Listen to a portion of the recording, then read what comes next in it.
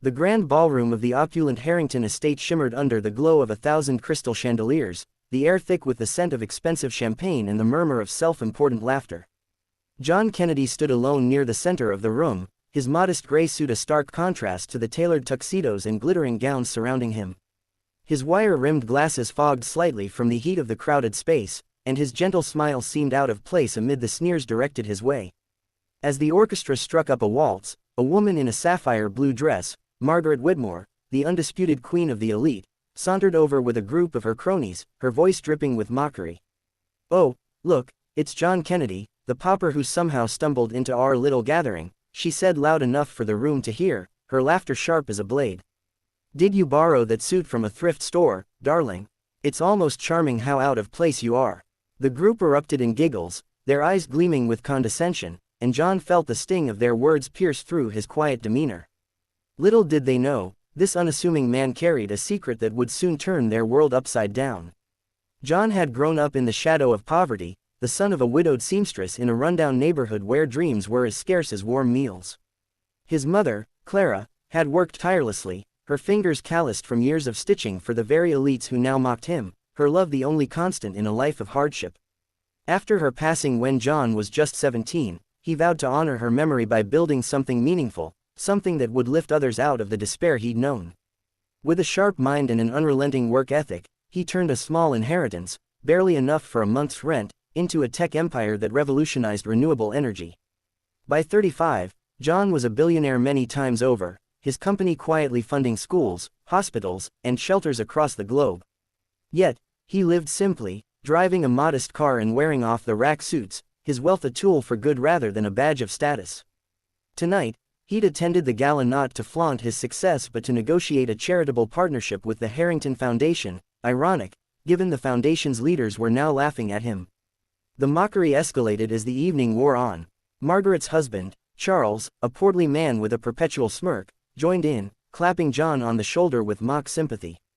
"You know, John, we'd love to help you out, maybe a donation to get you a decent tailor."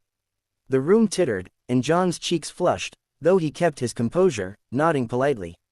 Inside, though, the old wounds of insecurity gnawed at him. He remembered the days when classmates had taunted him for his patched clothes, the times he'd gone hungry to pay for his mother's medicine. These elites, with their inherited fortunes and hollow pride, couldn't fathom the resilience it had taken to rise from that. Yet, he stayed silent, his eyes scanning the room for the foundation's director, hoping to steer the night back to its purpose. The turning point came unexpectedly. As dessert was served, a lavish chocolate fountain that seemed to mock the hunger John once knew, the gala's host, Eleanor Harrington, took the stage to announce a surprise guest speaker. The room hushed as she introduced John Kennedy, not as a charity case, but as the CEO of Green Horizon Technologies, a company whose recent innovations had saved billions in energy costs and whose philanthropy had touched millions. Gasps rippled through the crowd as Eleanor revealed that John's net worth dwarfed the combined fortunes of everyone in the room, estimated at over 100 times their collective wealth. The projector screen lit up with images of schools built in impoverished regions, hospitals equipped with cutting-edge tech, all funded by John's discreet generosity.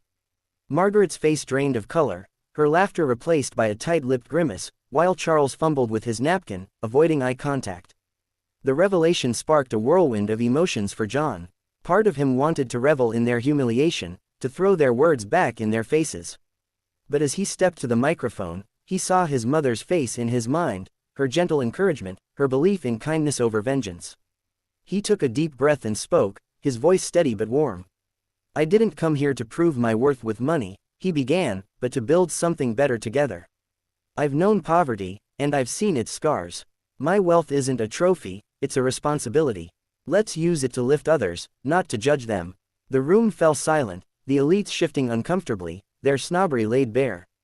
The aftermath was transformative. Margaret approached John later, her apology awkward but sincere, admitting she'd misjudged him. Charles, too, offered a grudging handshake, his pride wounded but his interest piqued by the prospect of aligning with John's ventures.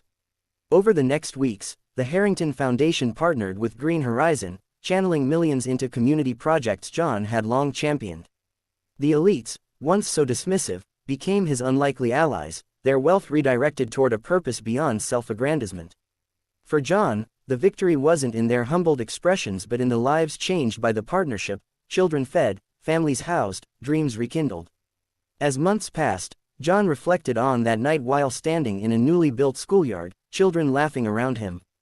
The snobs had learned a lesson, but so had he. Wealth could isolate or connect, depending on how it was wielded. He'd chosen connection, honoring his mother's legacy with every step. The inspiring message lingered. True richness lies not in gold but in the courage to rise, the compassion to give, and the strength to forgive. And as the sun set over the playground, John knew he'd turned mockery into a movement, one that would echo far beyond the walls of the Harrington estate.